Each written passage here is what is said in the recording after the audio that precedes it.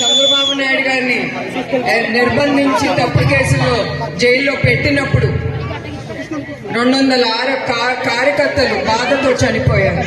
అప్పుడు ఆయన నన్ను పిలిచి ప్రతి ఒక్క కార్యకర్తకి ఇంటికి వెళ్ళి తెలుగుదేశం పార్టీనే కాదు మనం కుటుంబం కూడా వాళ్ళతో పాటు ఉంటామని భరోసా ఇవ్వమన్నారు. అట్లా నేను ఈ నిజం గెలవాలి అనే ఈ ప్రోగ్రాం ముందుకు తీసుకెళ్ళాను. కానీ ఈ ప్రోగ్రాం మొదలుపెట్టే ముందల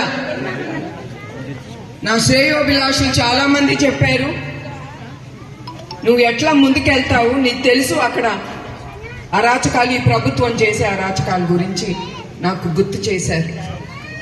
ఒక నిమిషం ఆలోచించాను.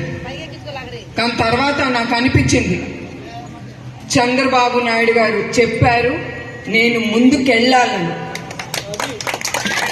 ఎందుకంటే ఆయనకి అంత ఆలోచన కార్యకర్తల మీద.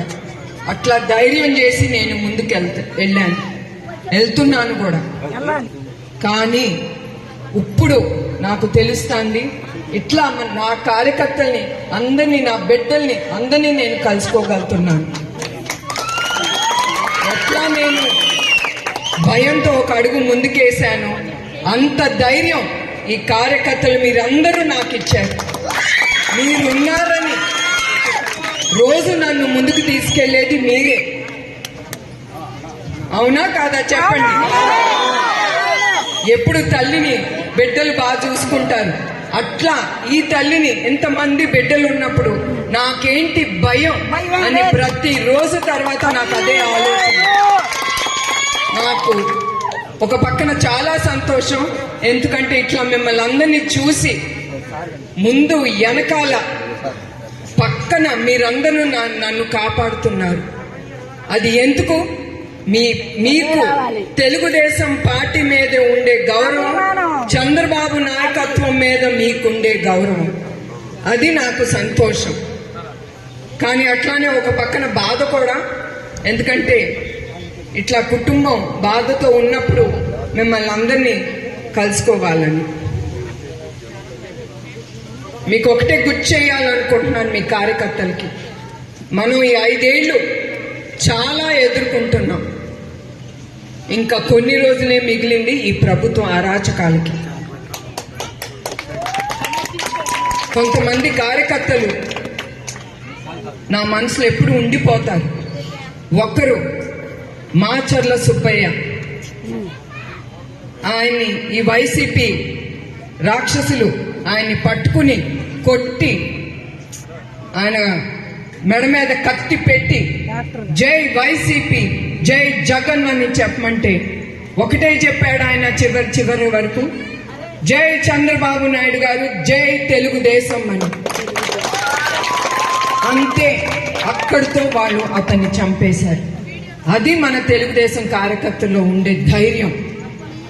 అట్లానే అప్పుడు చంద్రబాబు నాయుడు గారు వెళ్ళి, ఆయన ఎప్పుడు మర్చిపోరు కార్యకర్తని, పేరున ఆయన గుర్తుంచుకుంటారు. ఆయన వెళ్ళి ఆ కార్యకర్త పాడు మోసారు ఆయన, అది ఆయన ఎప్పుడు మిమ్మల్ని మర్చిపోరు ఆయన.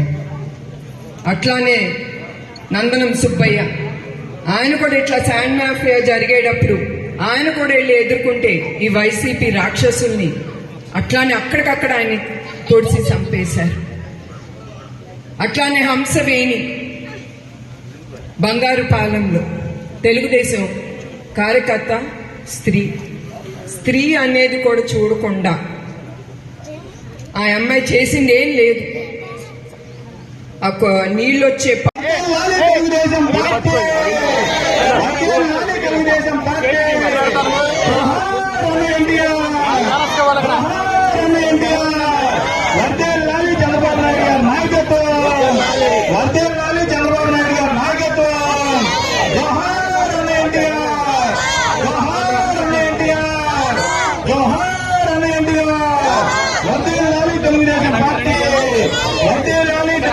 జనసేన బీజేపీ ఐక్యత, జోహార్ ఇండియా.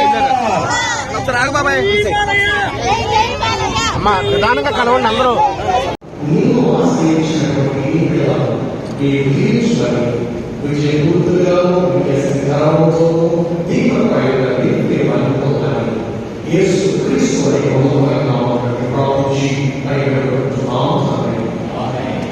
తండ్రి కుమార పరిశుద్ధాత్మ ప్రియ దేవుడు ఈ రోజు దానిలో ఉపయోగించినటువంటి మేడం అలాగే మీ అందరికీ ప్రభుత్వమైంది ఆయన మీతో విజయాన్ని ప్రభు సహాయం చేసి కాపాడుగా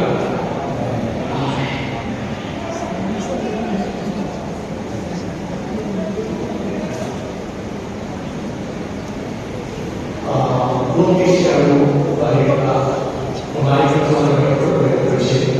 ఆచరిస్తున్నాం స్వాగతం కలుగుతున్నాం మన చర్చ్ అన్ని అందరి ప్రశ్నలు థ్యాంక్ యూ.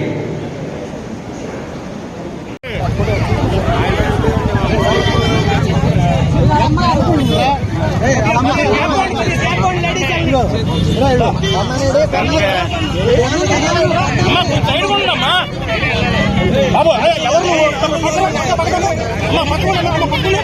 పక్కన